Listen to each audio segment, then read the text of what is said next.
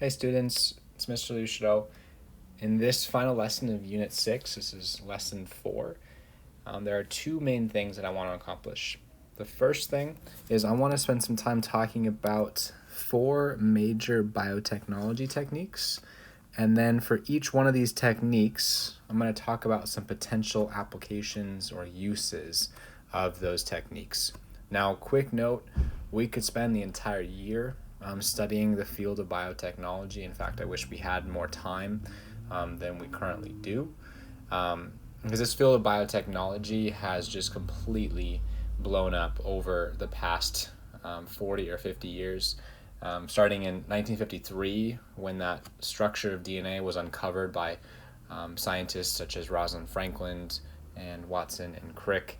And then shortly thereafter, kind of in the early 70s, was where we had our first experiments with recombinant DNA in the mid 1970s, and then going into the early 2000s, we had the sequencing of the entire human genome, which has led to lots and lots of different studies about what is contained in our genome.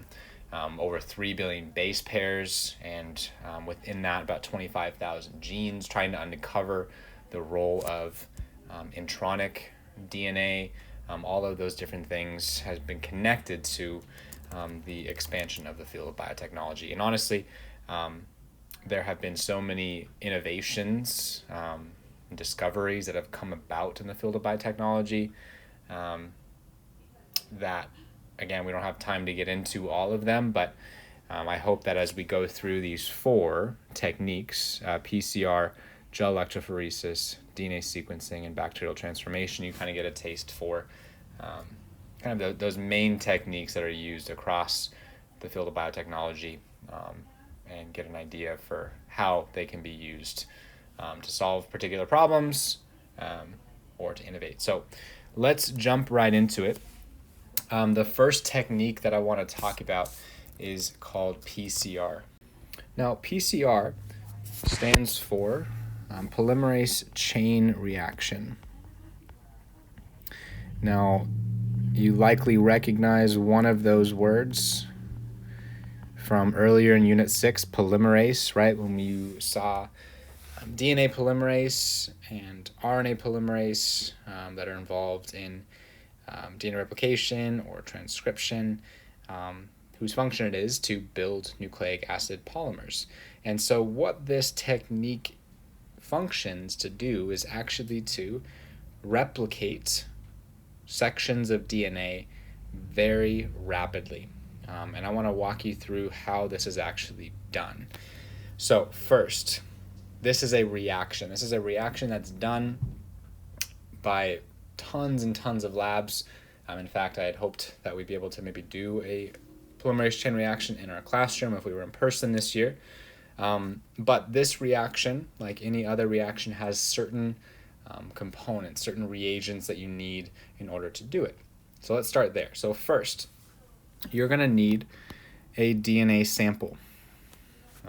The function of this, again, is to replicate a particular section of that DNA sample. So you need that template. You need that DNA sample from which you're going to be making copies from.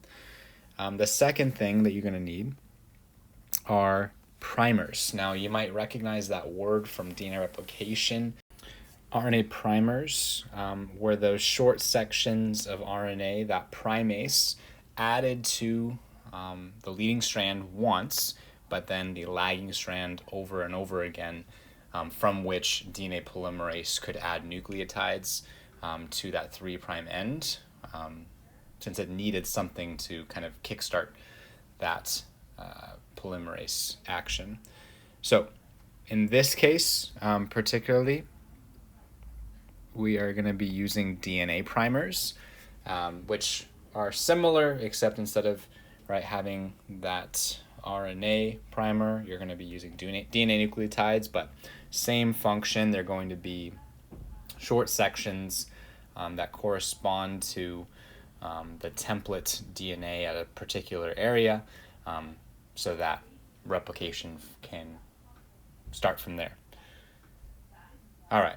The third thing that is needed are nucleotides.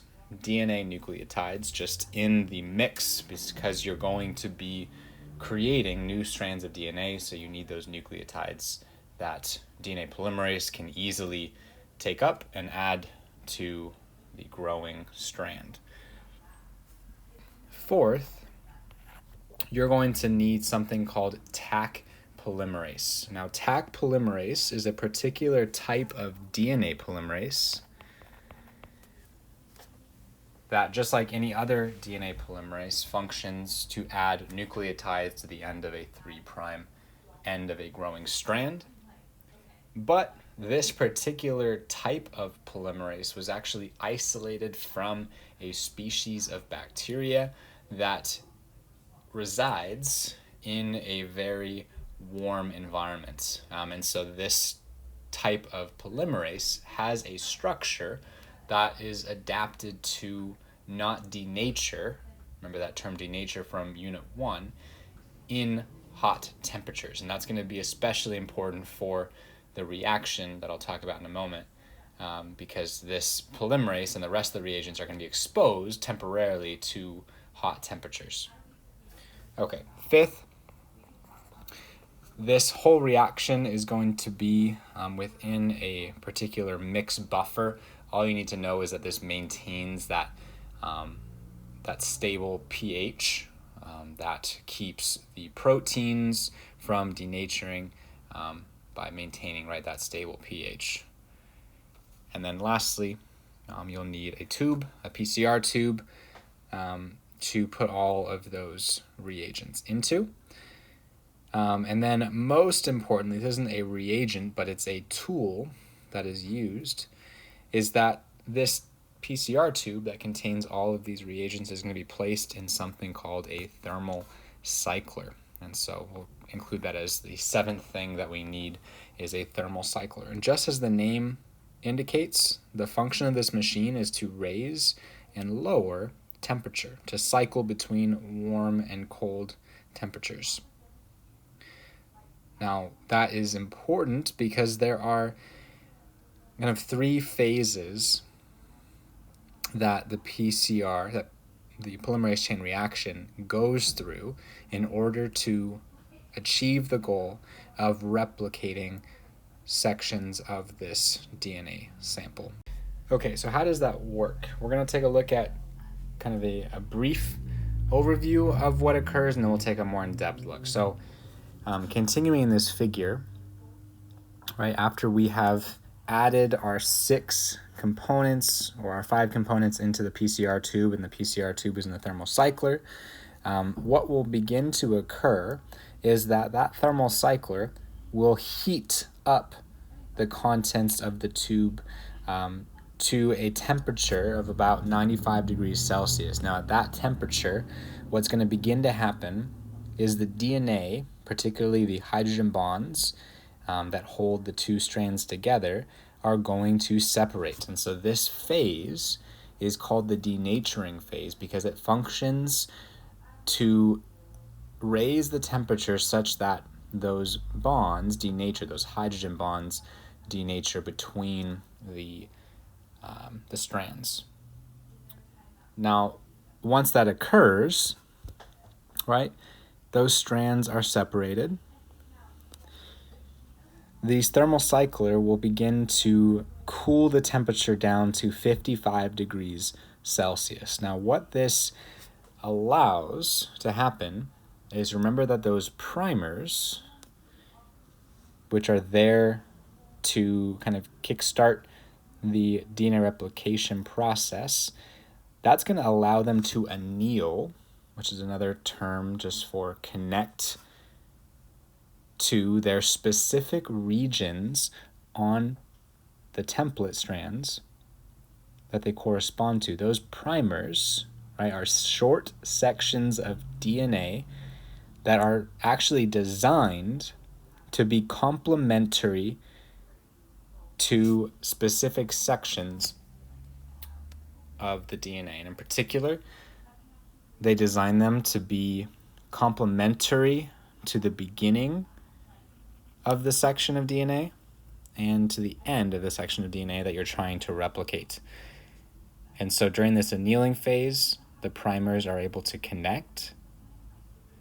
Then the thermal cycler, after it had gradually cooled down to 55 degrees Celsius to allow those primers time to anneal, it'll heat back up slightly to 72 degrees Celsius, which is the optimal temperature for this particular type of Taq polymerase, which again is in this test tube, to begin to add nucleotides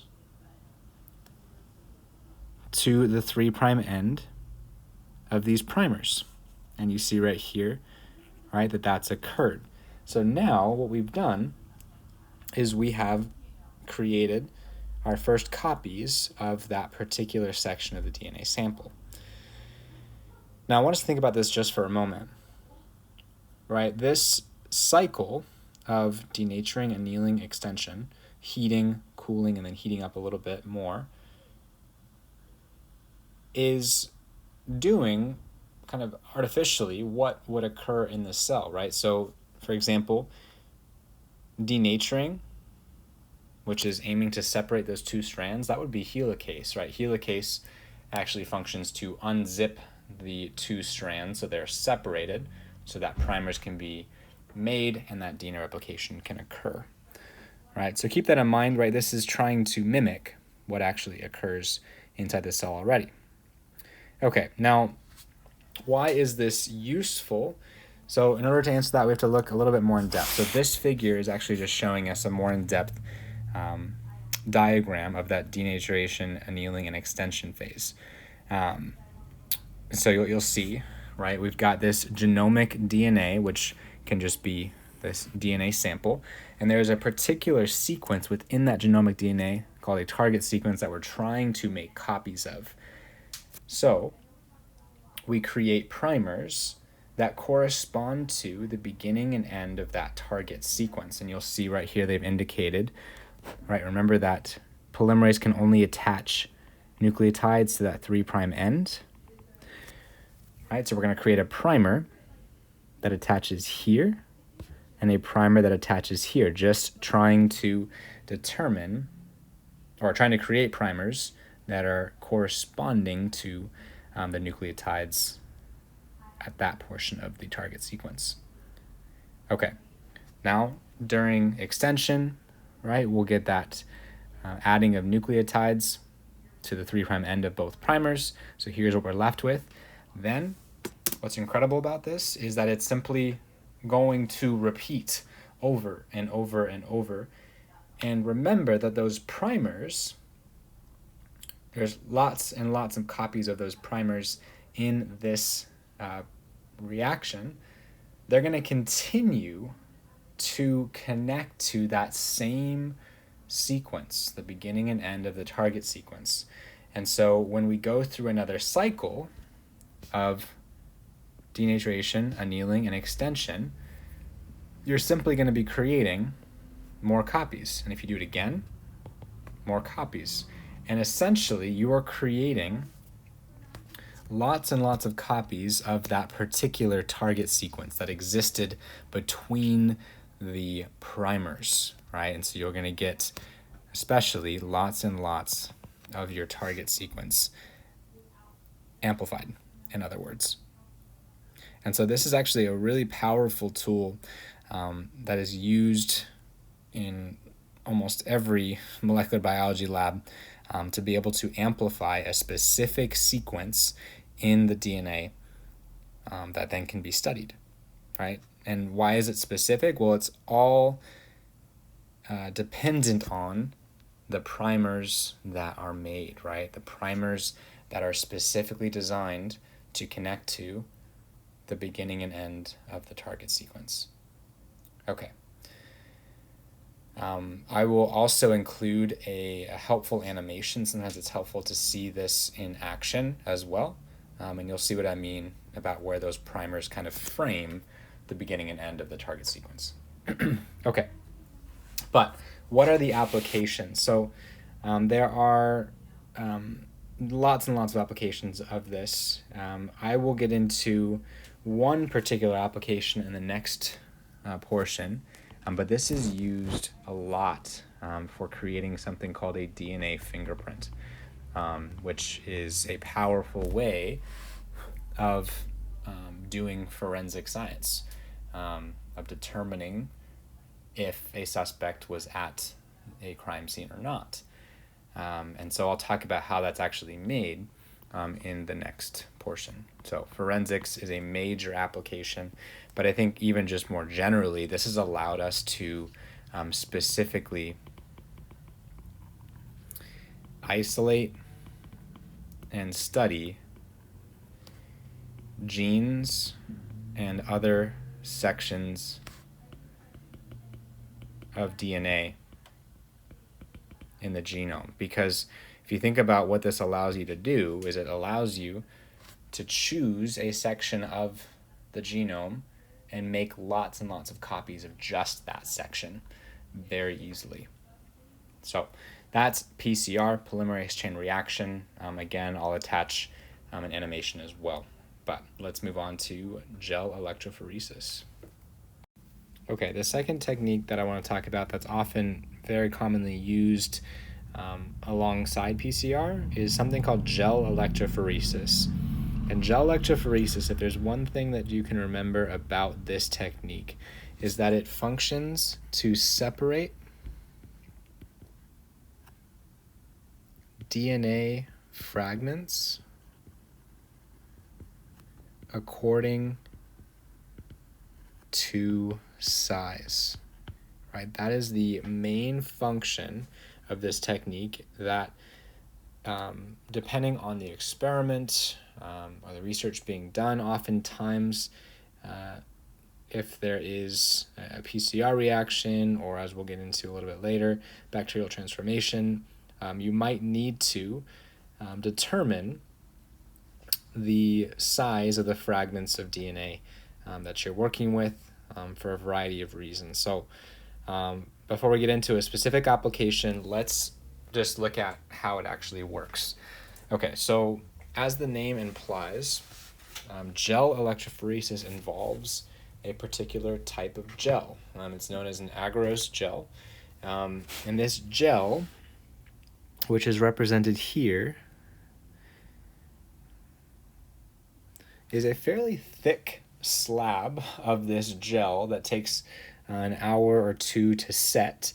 But it's a gel that has a couple of what we call sample wells on one side of it. They're literally very uniform holes that are put in the gel as it's setting. And this gel, its composition is very dense. If you were to kind of look at a very zoomed in picture, it would kind of look porous, like very tiny little holes if you were traveling through the gel, which allows it to be this really helpful filter for separating DNA fragments according to size. Now, the entire gel electrophoresis setup involves a gel, an agarose gel with those wells on one side, placed in a gel box. That is this plastic box, this thick plastic box, that's actually filled with a particular type of buffer called a running buffer, and it literally submerges the gel that's placed in the box. And this allows for a current to run through that buffer and ultimately the gel. Now, the orientation of that gel box is extremely important in order for it to function properly. The wells, which is ultimately where you're going to put your DNA samples, are going to be on the side of the gel box where there is a negative cathode, or just a negative charge.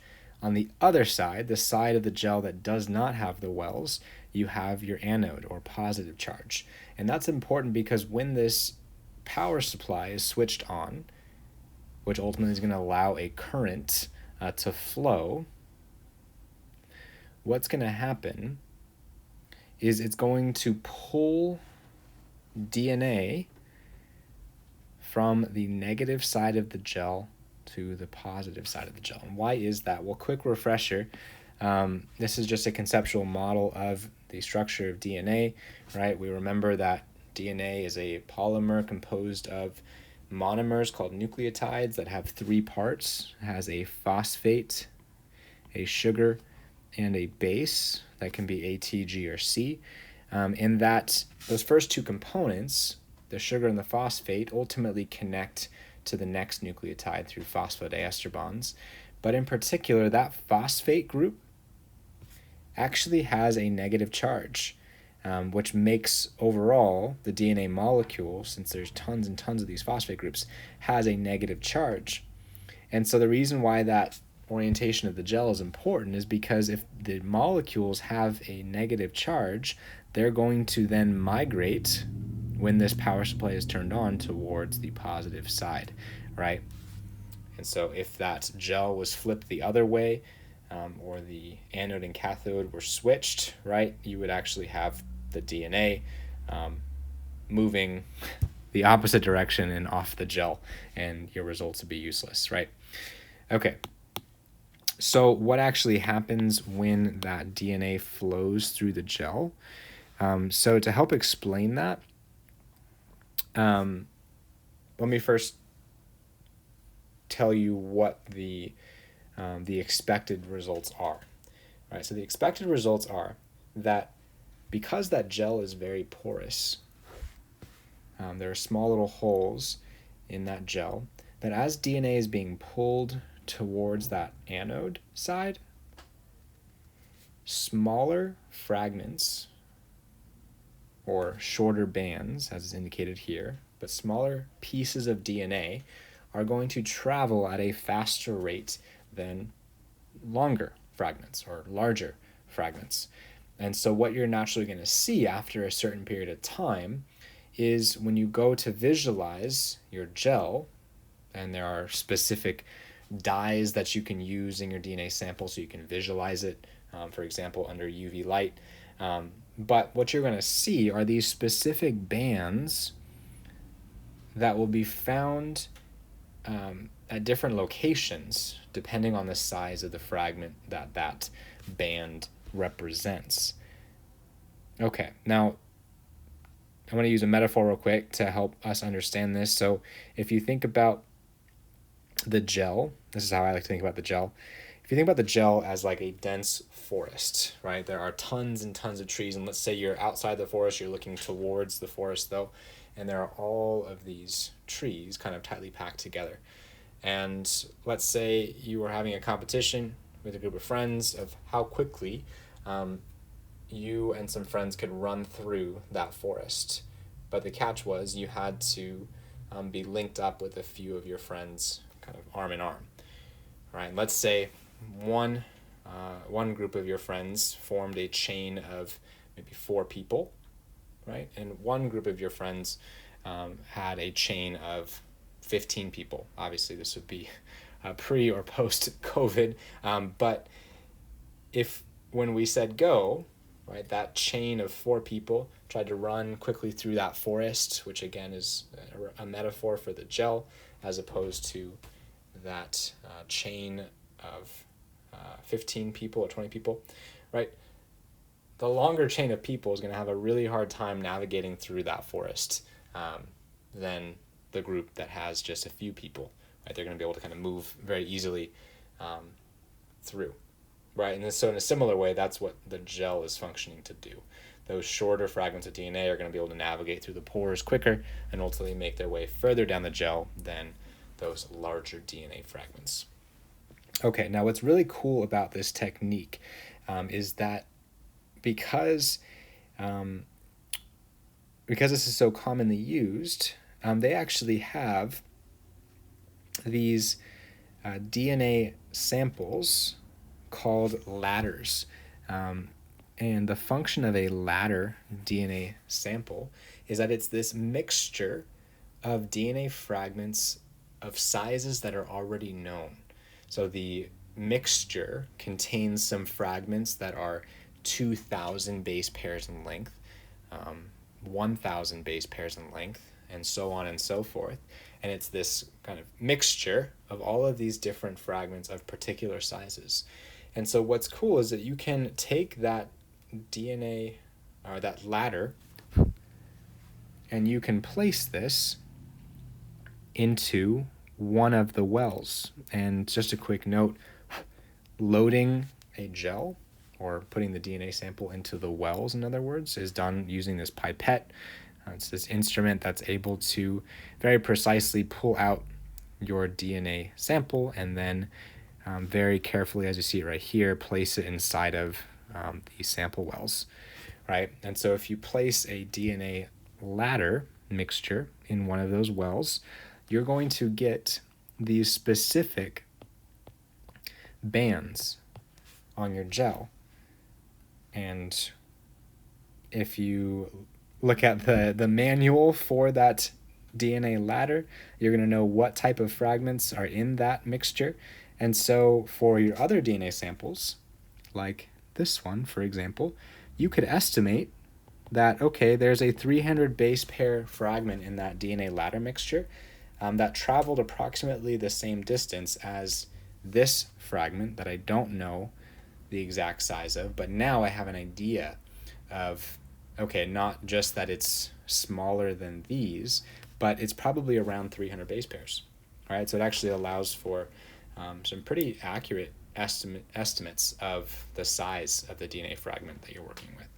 So again, major function is separate DNA fragments according to size, and it does that using this gel substance that's submerged under a buffer liquid, and a current is run through it. Okay, so what are some applications? Well, so the one major application that I'm going to talk about is DNA fingerprinting. DNA fingerprinting, which again I mentioned in PCR, utilizes gel electrophoresis to create that DNA fingerprint, and I'll talk about that in just a moment here. But other applications could be, in the case of just any PCR reaction, or in the case of bacterial transformation that we'll talk about later, it's oftentimes used to verify if an experiment worked. Right? So if you were trying to, through PCR, replicate a section of DNA that you knew was about 1,000 base pairs, after you finish that reaction, you could put your reagents into a gel to see if you get a band that's 1,000 base pairs, right? To show you that if your PCR worked or not. Okay, but I'll talk about DNA fingerprinting in the next portion here. Okay, so like I've been mentioning, I want to talk a little bit about DNA fingerprinting, which is a good way to tie together PCR and gel electrophoresis. So the function of a DNA fingerprint is to, as the name suggests, create a unique profile from someone's DNA that can be compared to other individuals, which can be a way of determining a match, whether it is for forensic purposes or a paternity test purpose. But at the center of DNA fingerprints is something called an STR. An STR. Now, quick overview of what an STR is. So over here at the top left, so an STR, if you remember when we talked about introns and exons, and if you did that junk DNA reading, right, there are a lot of what we call intron regions or non-coding regions that are found in the human genome.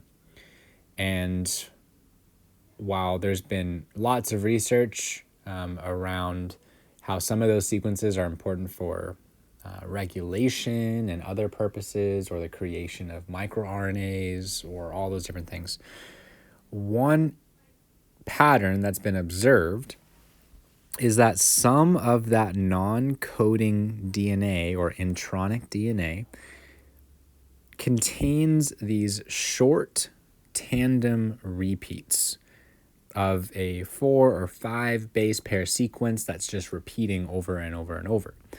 So again, STR stands for short tandem repeat. And so as you can see in this figure, this is representing a particular locus that an STR is found at in the genome. And this tandem is a sequence of AGAT. And at this particular locus, it's known that a person can have anywhere between 7 to 12 repeats of this tandem, AGAT. So this first bar right here is representing a situation where there are 7 of these tandem repeats, and this bottom one has 12. Now, what's crazy is that while the purpose of STRs is still being researched, what is clear is that there is a lot of variation in the number of repeats that individuals can have, and it can vary greatly person to person. And so what biologists have identified for the purposes of DNA fingerprinting is they'll look at these 13 core STI loci. And so this figure right here, we have the 23 chromosomes or 22 autosomes with those last 2 sex chromosomes, X or Y. And within these chromosomes, for example, on chromosome 11, there is this section of chromosome 11 that's indicated with the label TH01, where it's known where STRs exist, where there is a range of that sequence that can contain a variety of tandem repeats. And in the same way, right, there's a location on chromosome 13 where another STR locus is known to be. And so what we can think about is if we look at all 13 of these loci and determine, okay, for this TPOX loci on chromosome 2, let's say the person has 3 repeats there. And for this TH01 locus on chromosome 11, let's say they have 7 repeats there. And for the VWA, let's say they have 8. What I'm hoping you're seeing is that the specific combination of tandem repeats that a person has across all of these loci can be a profile that can be compared across individuals. And that's conceptually what is done. Now, let's walk through how this is related to PCR and gel electrophoresis with a little bit more of a simple example rather than getting into all 13 loci. Let's look at just a few. So we're going to look at this figure right here. And what we learned in the first part of this lesson is that we can use PCR to amplify a particular region of the DNA by creating primers that attach to the beginning and end of that sequence. Right? So this is representing a particular region or locus of the DNA that's known to have these STR, these short tandem repeats. And if I design my primers so that they connect to the beginning and the end of that known STR locus, then when PCR is done, it's going to make a copy of everything in between. And depending on the number of repeats that exist within that locus, you're going to get a shorter or longer fragment as a product. So individual 1, let's say, had 4 repeats at that particular section. So their PCR product is going to be a length that's corresponding to 4 repeats of that tandem. Individual 2, though, has a much larger product because they have 8 repeats at that locus. And individual 3 only has 2. So hopefully what you're seeing is, depending on the amount of repeats, you're going to get a different size product from the PCR reaction. But you're able to target that particular region because PCR, again, uses specific primers that attach to the beginning and end of that target sequence. Now, one more thing before we get into looking at this gel right here. Remember from Unit 5, right, that every person has 2 copies of every chromosome. Right, we've got 23 pairs of chromosomes. So what that means in terms of STR loci is that you can have 2 different alleles for a particular STR loci, depending on what you inherited from mom and dad. So let's take a closer look. Let's go back to, let's say we're looking at TH01 loci on chromosome 11. Let's say the chromosome 11 you inherited from mom had 3 repeats at that STR locus. But dad, that chromosome 11 you inherited from dad, let's say had 4, right? So you're actually going to, if you did a PCR reaction for that chromosome 11, if you have 2 different alleles for that STR locus, you're going to produce 2 different sized fragments, right? That's important to keep in mind, that we have 2 copies of each chromosome that each can have different alleles for these STR loci. Okay, with that in mind, let's look at this gel. Okay, so for this gel, the scenario is that we're trying to determine the father of a child that was just born.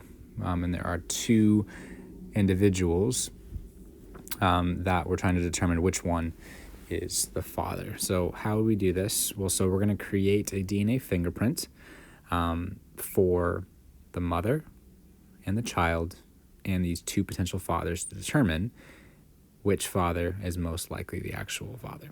Okay, so the way we're going to do this is, just for the sake of this gel, we're going to imagine that we tested 3 specific STR loci. So let's just say we tested the chromosome 11 TH01 loci, the VWA on chromosome 12, and let's do the TPOX on chromosome 2.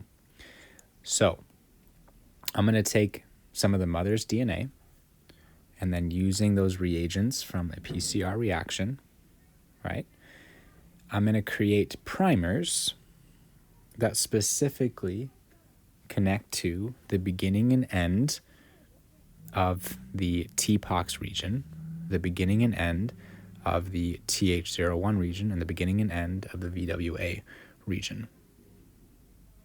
Then I'll add in all the rest of the reagents that are needed. I'll run the reaction. And if it worked, I should have amplified or made copies of that region on chromosome 2, 11, and 12 of the mother's DNA. That'll tell me how many repeats that the mother had at those particular loci. And then remember that most of the time, because we have a pair of each chromosome, we're going to have 2 alleles for those STR loci. So that's why we have 6 bands, 1, 2, 3, 4, 5, 6 bands from testing 3 loci, right? Because there's 2 alleles per loci. And so we run that PCR. Then I put the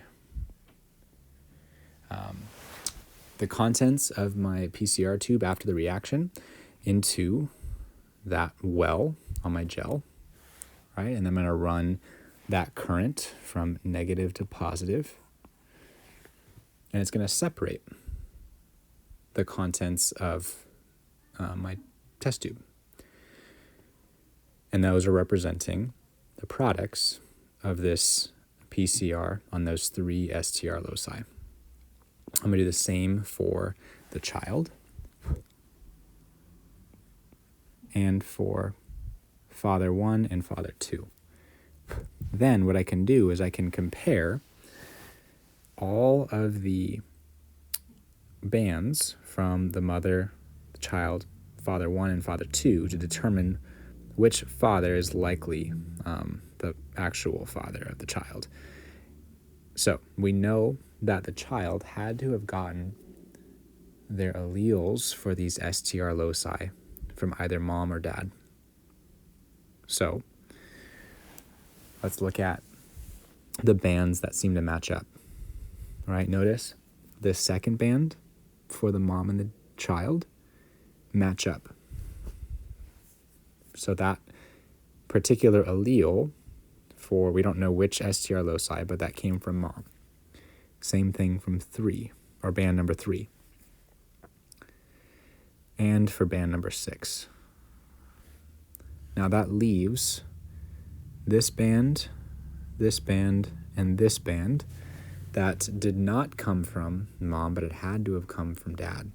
And this is where we can look at potential father 1 and 2 to see if they have bands that match up with that, right? Because that would mean they passed on that particular STR allele to the child, and therefore the father. And notice potential father 2 matches up with those bands. And so potential father 2 is most likely the father according to this DNA fingerprint that we, again, use the gel to separate the products of that PCR. Okay, now in reality, right, we're looking at 13 loci, right, which can yield up to 26 bands. And so something that's a little bit more complex would be something that can be viewed, especially in forensic science, to determine whether or not a suspect was at a particular crime scene or not. And this actually can be done with extreme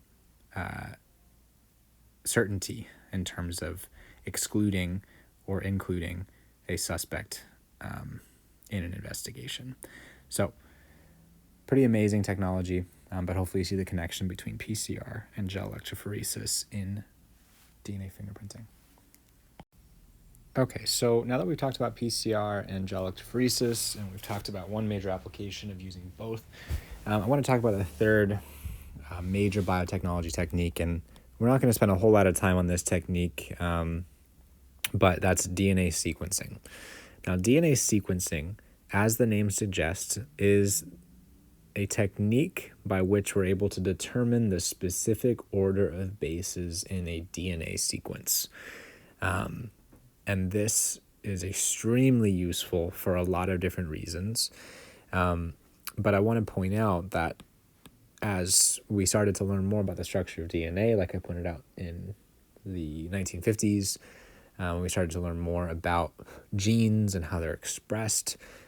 One of the worldwide efforts that came out of that was, well, we know the human genome has 23 pairs of chromosomes. What actually is the sequence of every single part of that, of the human genome? And so that led to this Human Genome Project, which was actually a worldwide effort starting in around 1990 and finishing up in 2003. So over 10 years, worldwide effort where literally different labs across the world chose different portions of the human genome to sequence, and then putting all of those sequences together, we were able to determine the entire sequence of the human genome, over 3 billion bases in length.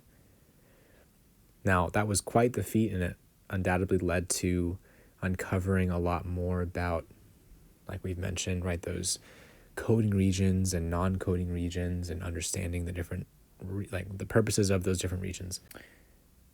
But I also want to point out that what took over 10 years in the Human Genome Project has now, that technology has been improved significantly, so much so that it's recently been reported that a particular company that designs sequencing machines can now sequence an entire human genome in approximately 1 hour. And that's had to do with just the tremendous improvements in how this process is actually done. Way back when sequencing was being created, the methods for sequencing, we actually used not exactly PCR, something a little bit different, but it involved DNA replication and gel electrophoresis to actually determine the specific order of bases. But now this process is very much automated and can be done by these very amazing sequencing machines in a matter of, like I mentioned, an hour or two. So again, that's about all you need to know about DNA sequencing, is that it just helps us to uncover the specific sequence of DNA, whether it's our genome or another organism's genome. And that can have many applications. Like I mentioned before, this helps us to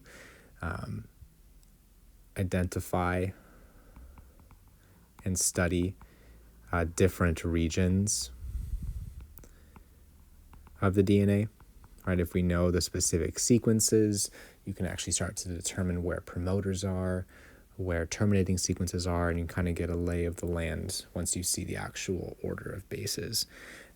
One large purpose that when you know the sequence, you're able to actually design primers, right, for PCR, right, by simply creating primers that are complementary to the beginning and end of the target sequence, like we keep mentioning. So those are two major purposes of sequencing. There are many others, but again, this process, out of all of the processes I've talked about, has probably experienced the most in terms of increasing the efficiency of this technique. So that's DNA sequencing.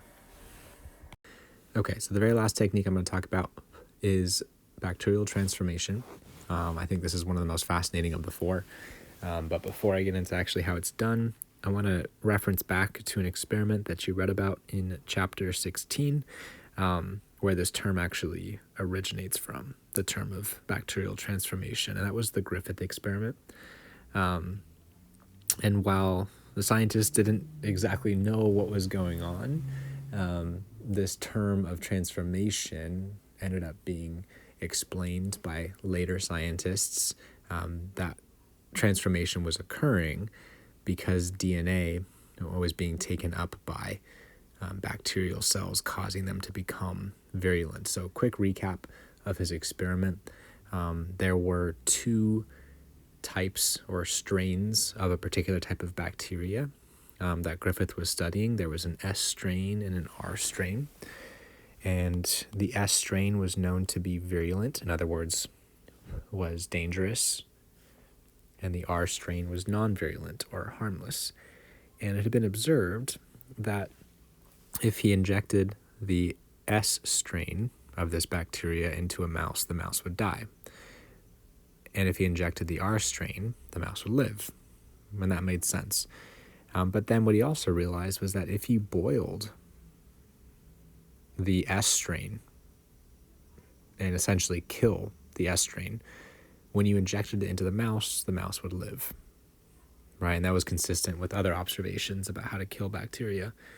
But then the most puzzling part about his experiment was when he took this S strain that had been heated and killed, in other words, this dead S strain, and he mixed it with living R strain, the non-virulent. And when he injected that mixture into a mouse, the mouse died.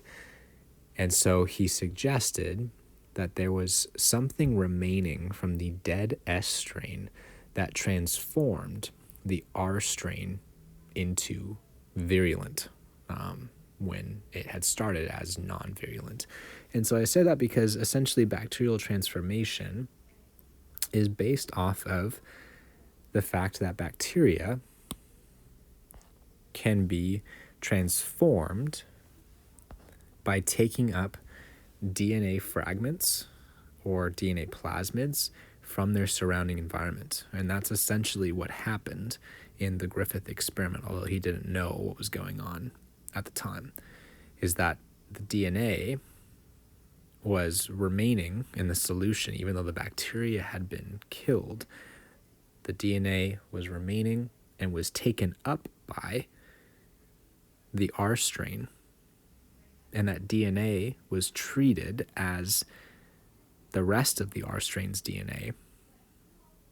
And there happened to be sections of that DNA that led the S strain to be virulent. And so therefore, as the R strain took it up, all of a sudden they had that information that led to the creation of proteins that made the R strain virulent. So bacterial transformation is simply bacteria taking up DNA from the environment and then treating that DNA as the rest of their DNA, right? Producing the proteins from the information stored in that DNA and so on and so forth. And this is happening naturally, but the process of bacterial transformation is kind of using this process to specifically get bacteria to take up specific DNA, often found in plasmids, so that bacteria can produce specific proteins, or we can study the function of a specific sequence when it gets taken up by the bacteria. And there are ways and techniques in which scientists can encourage, quote unquote, a bacteria to take up DNA more so than they would naturally. So before I get into some more specifics about this, quick reminder. So bacteria, which are prokaryotes, they have one large circular chromosome. That's their main DNA. But they also have these small circular sections that are distinct from their large circular chromosome called plasmids. And these plasmids are DNA as well, except they're small little sections that actually can be easily transferred between other bacteria. And they commonly, for example, because they can be spread so easily, they actually contain a lot of the genes that encode antibiotic resistance, which is why antibiotic resistance can spread very quickly, is because those plasmids can easily be spread and transform other bacteria. Okay, but with that in mind, some major applications of this technique. Number one is we can produce specific proteins in bacteria.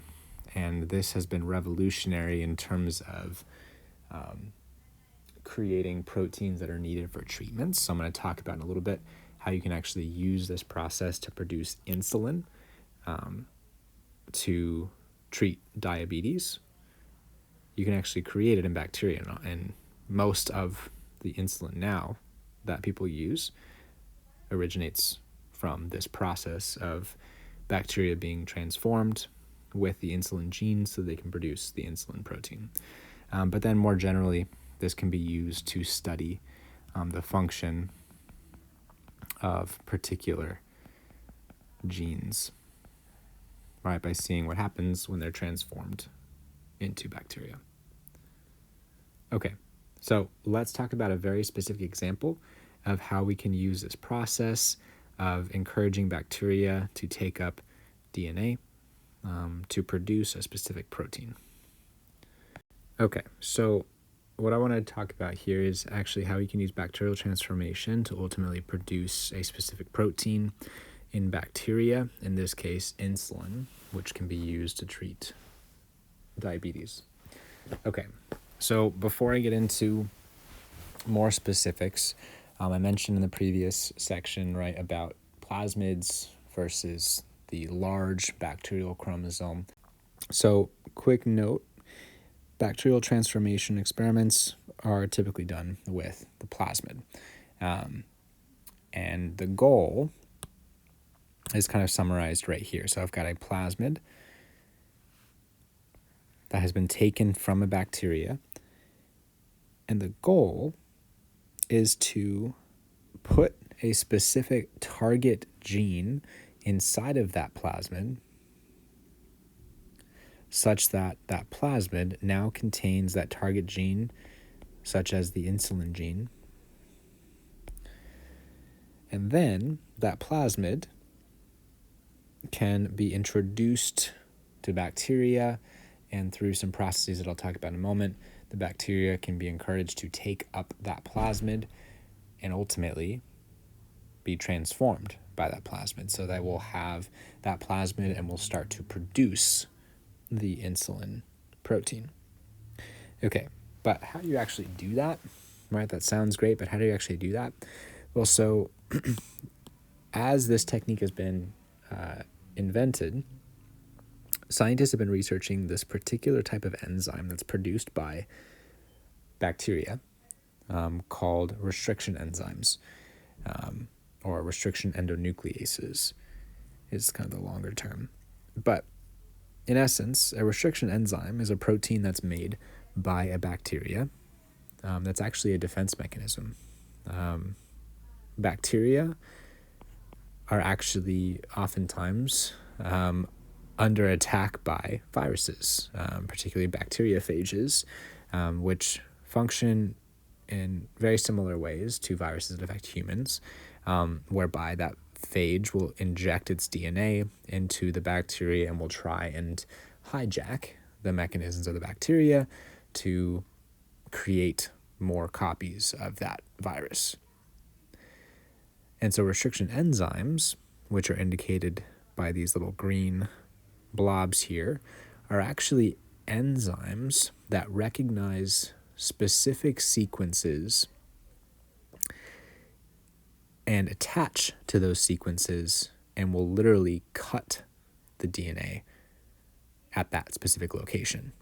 So they're like these precise genetic scissors that are produced by bacteria. And you can imagine, right, if these are being produced by a bacteria, then if viral DNA gets injected, these genetic scissors can kind of go in and chop up the DNA before it has a chance to be transcribed and translated into the proteins that are going to become new bacteriophages. So it's kind of cool. It's like this bacterial defense mechanism. But as those enzymes have been studied, we've realized that those enzymes, there are a whole bunch of different types of restriction enzymes that are specific to particular sequences that are either 4 or 6 or 8 base pairs in length, and they always cut if that sequence is present. Now, side note, when I first learned about restriction enzymes, I was like, well, the bacteria have DNA, so won't those restriction enzymes cut up their own DNA as well and kind of create disaster in the bacteria?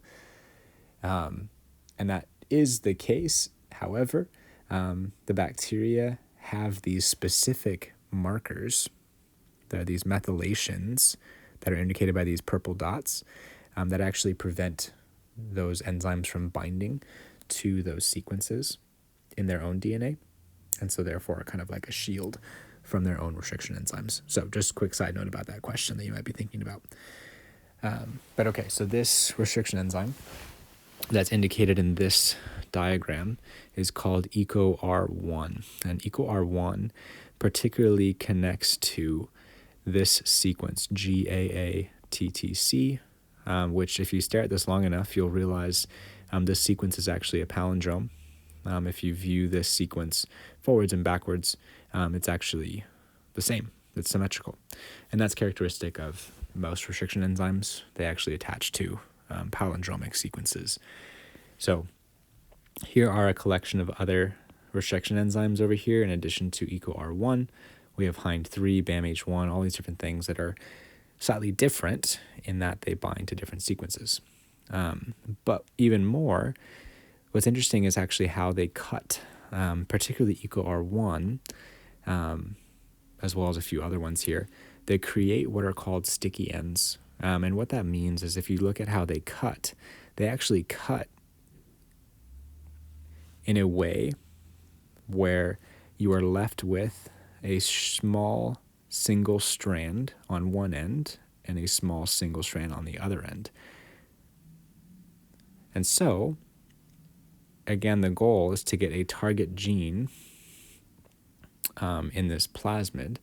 If you can have that target gene contain the corresponding sticky ends, you can actually get that target gene to connect to other pieces of DNA. That's a very short version of a pretty revolutionary technology of a recombinant DNA. But hopefully you see the gist of what's going on here. Okay, so looking at this figure, that provides a little more insight. And so what's happened, right, this plasmid has been cut by a particular restriction enzyme, producing sticky ends that then allows this target gene that has the corresponding sticky ends to connect and ultimately become part of that plasmid. Okay. Now, going up here, it's a little bit more in-depth view. We've got our plasmid. This is before the target gene has been inputted. And just a quick note, plasmids, they contain a lot of different components that are actually needed for the bacterial transformation process. Side note, this was kind of one of a major area of research that I did in college. There's a whole field that functions to design plasmids, to engineer plasmids, to have all these different components. So they're very useful for bacterial transformations. But for example, this plasmid right here has a promoter, right? If you remember, a promoter is where that RNA polymerase attaches and transcription begins. It also has an ORI, right? So it actually can replicate. And then it has a section that encodes an antibiotic resistance gene. Like I mentioned, a lot of these plasmids contain genes that give bacteria properties of resistance against specific antibiotic substances that kill bacteria. Okay. But what you'll see here is this plasmid is digested with a restriction enzyme. That word digest just is referring to this plasmid is exposed to a restriction enzyme such that that cut can be made.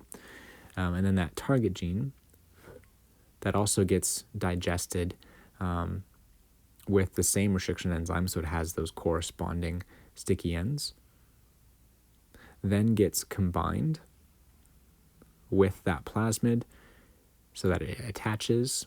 Then you can use DNA ligase to seal the phosphodiester bonds that were broken by that restriction enzyme, kind of finalizing the annealing of that recombinant plasmid.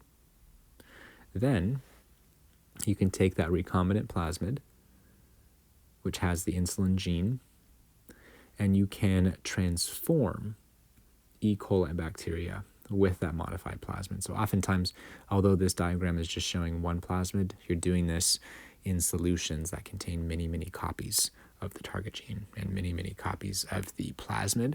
And so you're getting lots of recombinant plasmid. And so the way that you transform E. coli bacteria is you have a test tube that contains E. coli. It's a particular species of bacteria. And there's a couple methods to do this. One common method is a heat shock method, where you actually take the test tube that's mixed with E. coli and the recombinant plasmid, and you expose it to a hot water bath, which actually helps to loosen up the plasma membrane of the bacteria, allowing substances to more easily move across it, in this case the recombinant plasmid, So it encourages the bacteria to take up the recombinant plasmid. So that's one method, and then it's quickly placed into a colder water bath to prevent that that membrane from damage, and keeping that recombinant plasmid inside once it's gotten inside. Okay, but once you have transformed that E. coli with that recombinant plasmid, what you can then do is you can then plate that transformed E. coli onto a petri dish. This is a petri dish that's covered in a substance, a mixture of a couple of different things. It has food for the bacteria to grow on, but it also has a particular antibiotic, which helps to select for the bacteria that have taken up the plasmid, right? So if we think about what was in the plasmid, only the bacteria that have that antibiotic resistance gene, which is found within that recombinant plasmid, will survive when they're plated on this petri dish. Okay, and then the food source allows those surviving bacteria to create colonies as they replicate. And then you can take that colony, one of those colonies, and you can actually grow them in a large culture. So you put them into this large flask with even more food and allow them to incubate at a certain temperature that's favorable for replication. And what you're going to notice is not only are those bacteria from that particular colony going to replicate like crazy, but remember what else was contained on that plasmid was the insulin gene. So all of those bacteria are going to start producing that insulin protein. And that's what we see right here. And so you can then isolate all of that insulin protein that's synthesized by that bacteria, and you can use that for treating diabetics, which is pretty amazing. And this is done for a whole lot of other types of target genes. And so that is bacterial transformation, which I think, again, is very fascinating. Okay, I know that was a lot of information, but I highlighted the 4 major biotechnology techniques as well as talked about a couple of applications of each. So I hope that was clear. Please reach out if you have any questions, and have a good rest of your night.